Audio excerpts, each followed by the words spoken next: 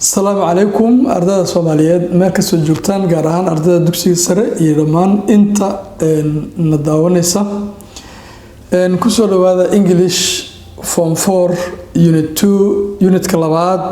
بيج كلابي طبنات طبعا Unit 1 وحن كسو شرحي واتساب VIP ايان صوديغي طبعا Unit 2 كفايديسو عن أرداد آنان كحرنين واتساب جروب أنا كحرنين Unit 2 مركا oral presentation presentation أو معركتي هذا الله قف كأنه لكجر سوجيديو موضوع سوجيديو خطبة سوجيديو توبيك وكهذله حالي ردا oral presentation أو صوبان ديو هذا الوجيديو هذا الجيدين. Okay, by the end of the unit objective كعشرة وحواي unit كان مركو دماغو the learner should be able to waxaa laga rabaa inaad awood u leedahay identify different speech sound noocyada kala duwan ee uu hadalka u dhawaaqa ah to improve si aad u wanaajisid on pronunciation dhawaaqa luqadda. Take notes inaad note ka qaadatid from listening activity-yada aad dhageysatid inaad note ka qaadatid. Answer comprehension questions inaad fahamtid su'aalaha fahamka casharada fahamka ah. Answer explain inaad sharaxdid the meaning of lexical words erayada base-ka ah lexical waxaa la yiraahdaa erayada base-ka ah oo tusaale erayga aan wadan ing-da ama bastiga aan erayga base-ka ah maaragtay kaas la yiraahdaa ama vocabulary-ga erayada vocabulary-ga sida loogu isticmaalo qoraalka inaan barano. Okay, prepare and present inaad diyaarisid soona bandhigtid oral report ayaa waxaa la rabaa inaad si oral ah oo aad soo jeedisid oo dadka hortooda ka soo jeedisid on literary and non-literary issues wax qoran iyo kuwaan qornaynba. Use verbal and non-verbal cues inaad isticmaashid ashyaada ama shayaasha ama dhihidda ku salaysan falka iyo kuwaan falka ku salaysnayn to enhance speaking si aad sar ugu qaadid hadalkaaga. Divine synopsis inaad qeexdid synopsis wax la yiraahdo waan arki doonaa waxaan sameynayna hadduu ilaa yiraahdo cashar ku saabsan figurative speech waa hadallada inta badan picture ahaan maaragtay loo muujinayo waan baran doonaa hadduu ilaa cashar gooni aan ka dhigi doonaa haddii aad baratid casharkaas waxaa ku fududaan doona inaad gabayada iyo mahmaayaha iyo erayada sarbeebada ah inaad kala fahantid ayaad iyo erayada carab jalqiska la yiraahdo iyo waxa inaad fahantid ay ku fududeynaysaa. Okay, synopsiska inaad waxa la yiraahdaa waa outline maaragtay general summary inaad waxa ka sameyn kartid inaad summary ka sameyn kartid right synopsis inaad synopsis aqoon kartid. Okay, waxaan aadina marka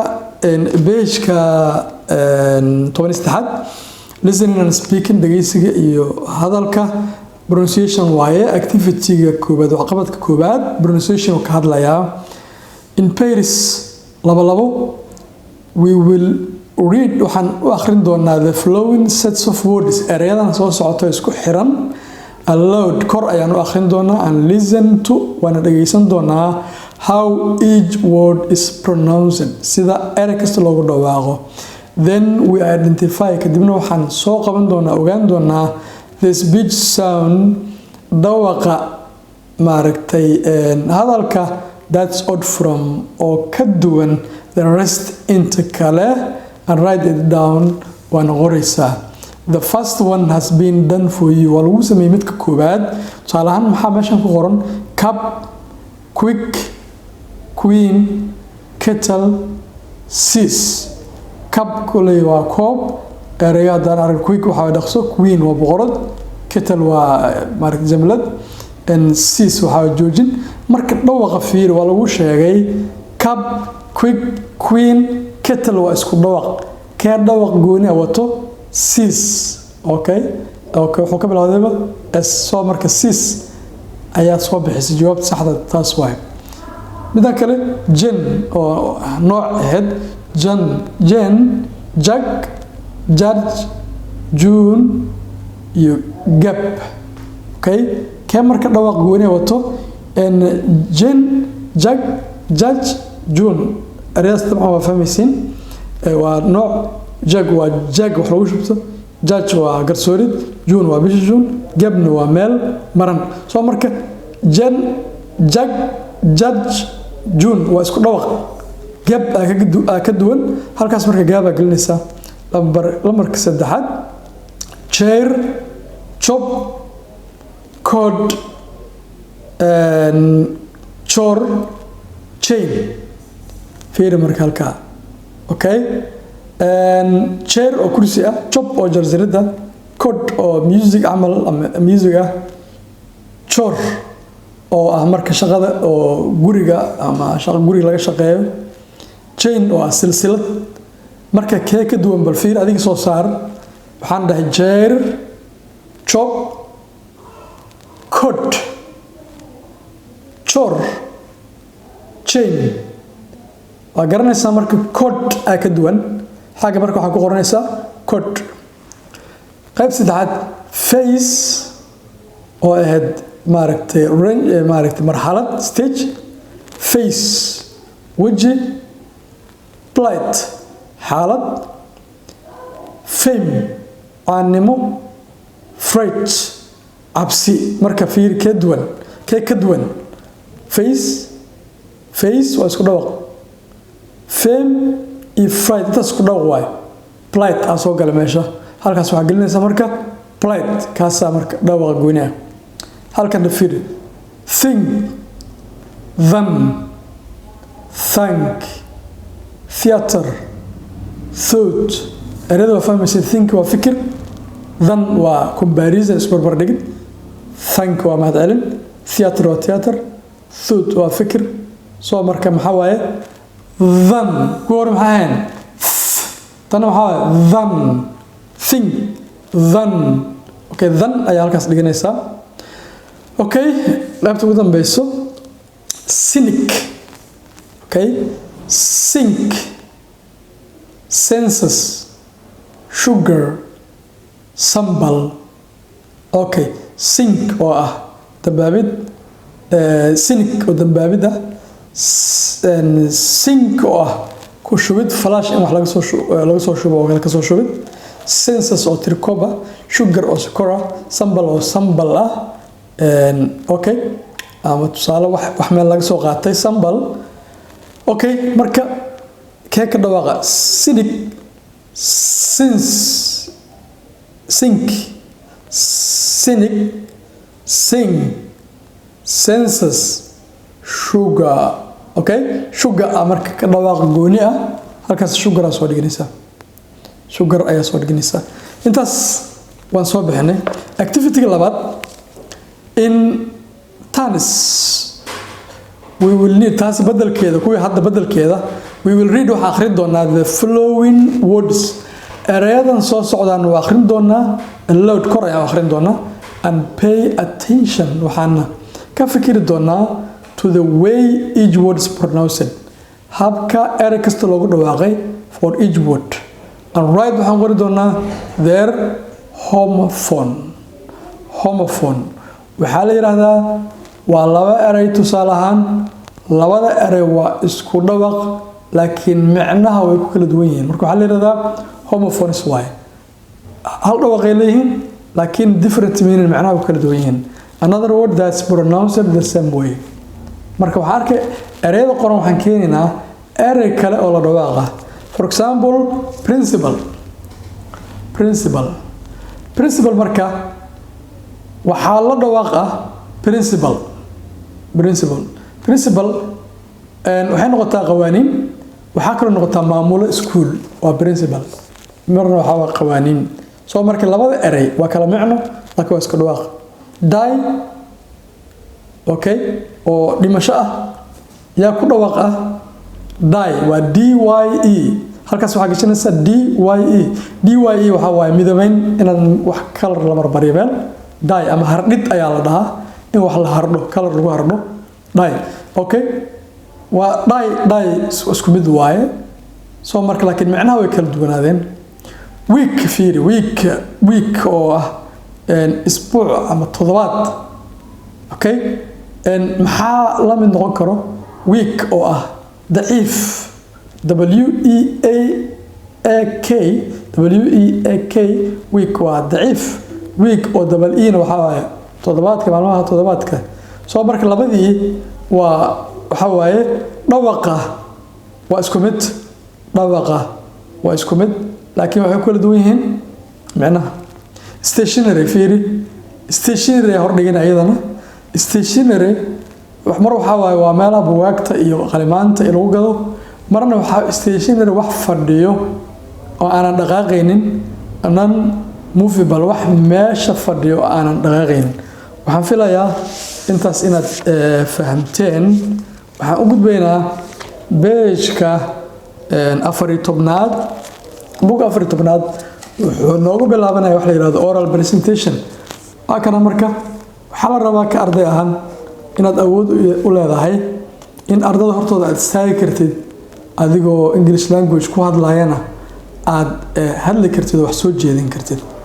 okay what's an oral report ka ama warbixinada oralka maxay yihiin an oral report warbixinada reportka as the name suggests sida magacaba uu hadda uu noo sheegayo oralka is an oral presentation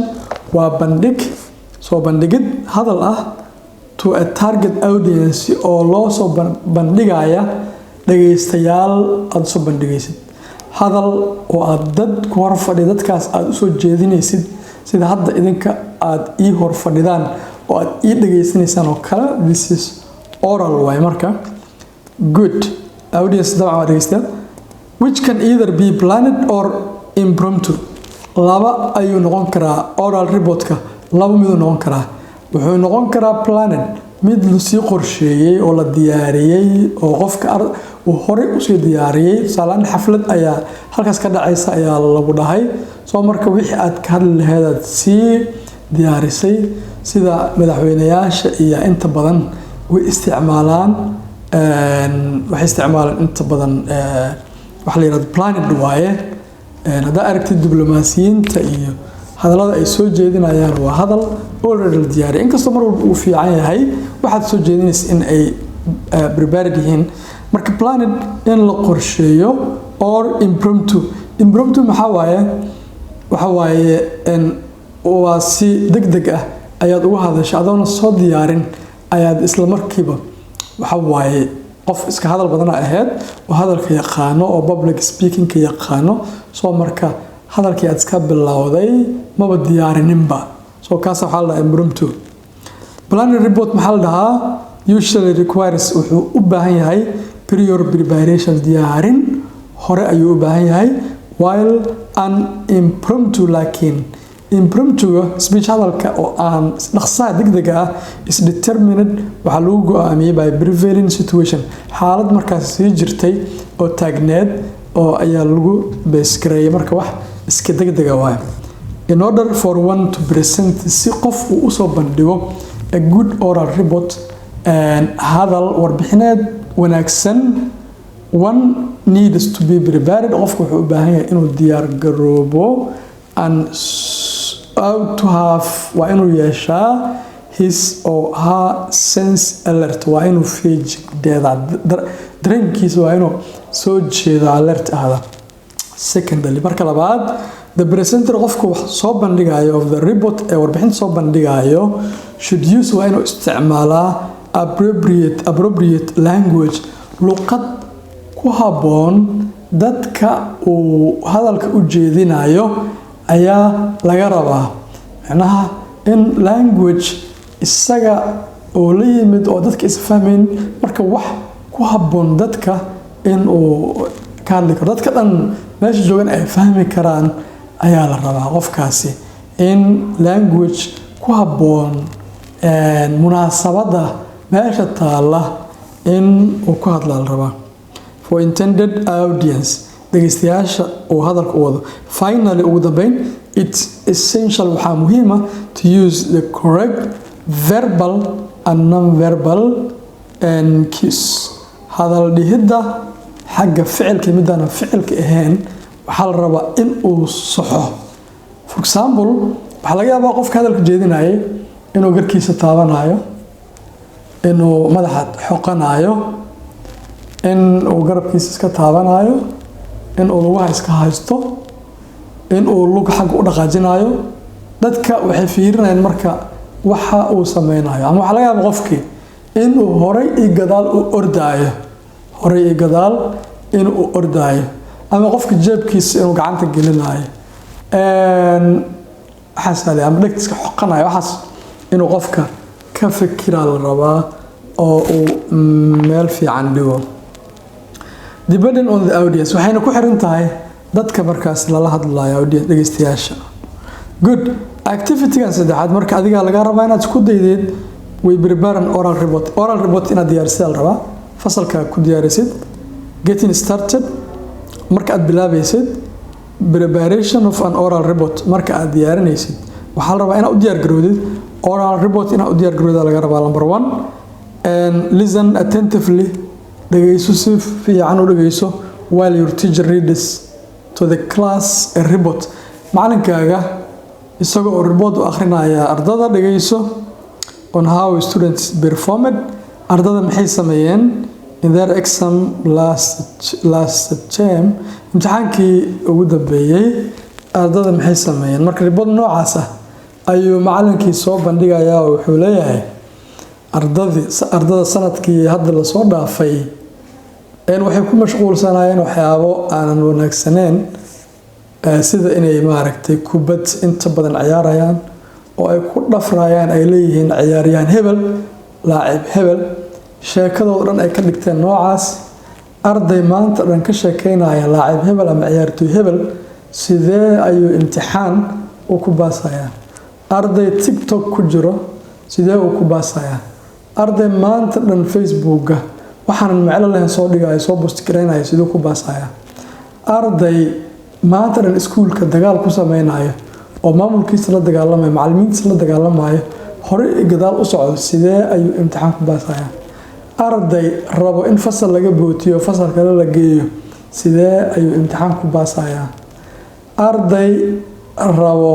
isaga oo dhigan lahaa fasal 7aad inuu dhigto form 1 ama form 2 form 3 geeya dhahaya, sidee ku baasayaa. arday laga yaabo isaga iyo waalidkiisba inay iskula socdaan si ardaygaasi loo bootiyo, sanad loogu bootiyo, sidee ardaygaas uu ku baasayaa.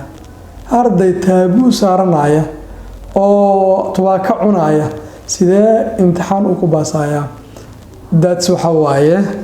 not possible, suurtagal maahan. soo marka macalinka oo presentation nooca soo jeedinaya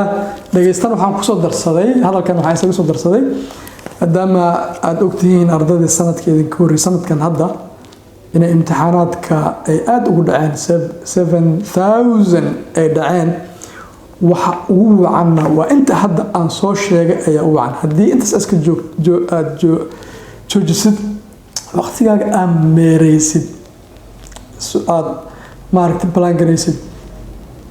waxaan filayaa inaad sidaas noqonin. marka adiga mustaqbalkaaga isdaba qabo waxaa ku jirtid oo dhan xagga iska dhig, ha noqdo hadafkaaga sidii imtixaanka soo socda aad ku baasi lahayd. meel walbana cilmiga u raadso, cabsanin, xishon, cilmiga baadigoob. okay, baadigoob. social media u daawo sidii hadda oo kale aad wax ka baranaysid. laakiin haddii naagti qosashaba aad la qoslaysid oo daawanaysid, okay, qof kasta oo maaragtay meel ka shactirayaba aad dhigaha aad u taagaysid, xagee baad wax ku baranaysaa. saaxiib, ciyaar ma ahan inaad imtixaan la diyaariyey oo rasmi ah aad iska baastid, macquul ma noqonayso. soo marka diyaar garow,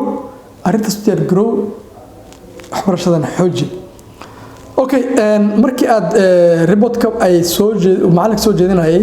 what characteristics of good report can you identify. bal waxaa fiirisaa qofka reportka sameynayay maxaa uu wanaajiyey. let's sit them down. waxaanu saxay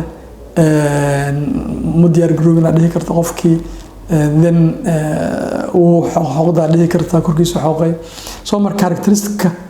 uu isticmaalay okay exercise boga ku qor discuss with your desk mate wiilka ama gabadha aad isku miiska tihiin desk mate waxa la yiraahdaa isku miiska aad fadhidaan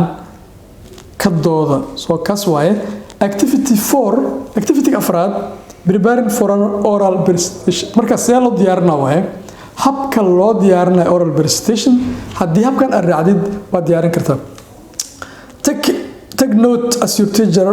or a student reads the following guideline aan ku siinayaa hagid ayaa lagu siinayaa tusaalahan markii macalinku ku siinayo note qaada qor intiina dhageysanaysa how many of you have noticed while the teacher is explaining the lesson to you okay note qaado okay كو مركا waxaan ka bilaabaynaa presentation rabtaan soo jeedisid first and foremost rain identify the particular topic qaado horta topic aad ka hadlaysid waa inaad ogaataa hadaadan ogeyn mowduuc aad ka hadlaysid marka waa inaad mowduuc qabsataa topic you are wishing or going to make a presentation topic aad ka hadlaysid waa in aad marka soo ogaataa secondly marka labaad you should be fully aware of waa inaad si dhab ah si buuxda ugu warqabtaa orna aad ogaataa your subject well in order to be confident horta waxa aad ka hadlaysid horta waa inaad taqaanaa si aad kalsooni isugu beertid waa inaad taqaanaa okay and then kadib think about the composition waxaad ka fikirtaa waxa ay ka kooban yihiin of the audience dadka ku dhageysanaya maxaa waaye ma ilmo yaryarba ma rag culimo ahaa ma dad kale aqoonyahan ah ma dumar iyo waxay isugu jiraan rag bay isugu jiraan compositionka audience-ga waxay ka kooban yihiin waa inaad ogaataa hadhowna topic hadalkaaga waxaad ku bees garan kartaa hadalkaas tusaale ahaan haddii oo gabdha iyo wiilal aad la fadhidid oo aad dhahdid waxaan ka hadlayaa tusaale ahaan waxaan ka hadlayaa gudniinka fircooniga gabdhaha loo gudaan ka hadlayaa aad dhahdid gabdhahan aad fiirisid oo aad dhanka gabdhaha u jeedid wiilasha hadalkaaga ma danaynayaan oo waxa waaye sidoo kale haddii aad ka hadlaysid arrin khusaysa wiilasha fooda jarta aad ka hadlaysid soo aad wiilasha xaggooda u jeedid gabdhaha hadalkaaga ma danaynayaan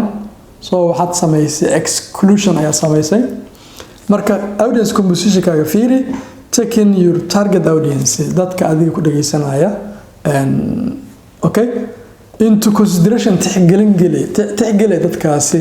haddii artaas samaysto will determine waxay go'aaminaysaa the kind and style of the language nooca luqadda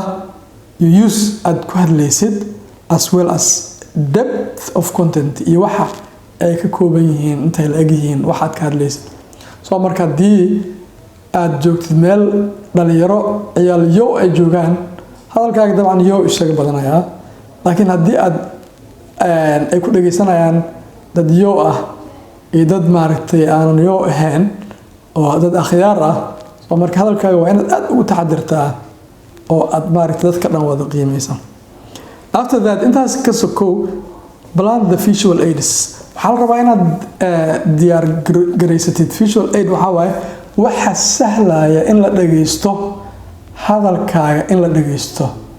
waxa sahlaya inaad sawirro iyo waxsi noqon karaan marka inaad waxaasi diyaar garaysataa and you are going to use okay marmarka qaarkood hadalka ayaa wuxuu noqon karaa figure ahaan noqon karaa oo maaragtay example waxa waaye gacmahaaga luqada sameynayaan haddii aan sidan dhaho waxa waaye hadalka xuj and example soma sidan markaan dhaho waxaa laga yaabaa dad kale luqad